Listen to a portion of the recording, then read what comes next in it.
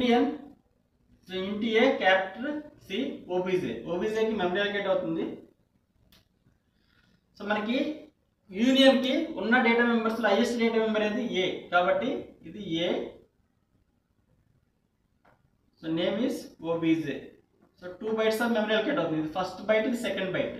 Okay, next OBJ dot ఏ అంటే 511. 511 అనేది ఇది ఫస్ట్ బైట్, ఇది 500, ఇది next byte 501.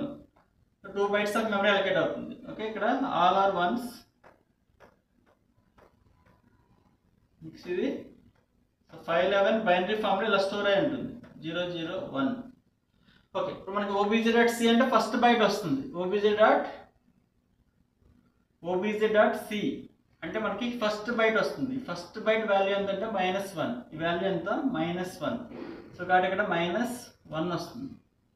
Next OBJ dot ఏ అంటే మనకి ఫస్ట్ 2 bytes వస్తాయి. సో టోటల్ వాల్యూ ఎంత 511. సో కోడ్ రన్ చేస్తే మనకి 511 -1 is the output. Next OBJ dot C is equal to 10 అంటే ఇక్కడ ఈ వాల్యూ అనేది రీప్లేస్ అయిపోయి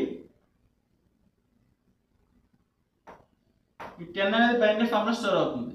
సో 10 బైనరీ ఫామ్ కన్వర్ట్ చేస్తే 1010, remaining all are zeros. Okay, మనకి ఓబీజే డాట్ సి అంటే వాల్యూ ఎంత వస్తుంది, ఫస్ట్ బైట్ వస్తుంది అంటే వాల్యూ ఎంత 10. నెక్స్ట్ ఓబీజే డాట్ ఏ అంటే 2 bytes లో ఉన్న వాల్యూ వస్తుంది. ఇదంతా 256 ప్లస్ 10 266. సో కోడ్ రన్ చేస్తే 511 -1 266 10 is the output. So control F9, yes, alt F5. So output వస్తుంది మనకి 511 -1 266 10 is the output.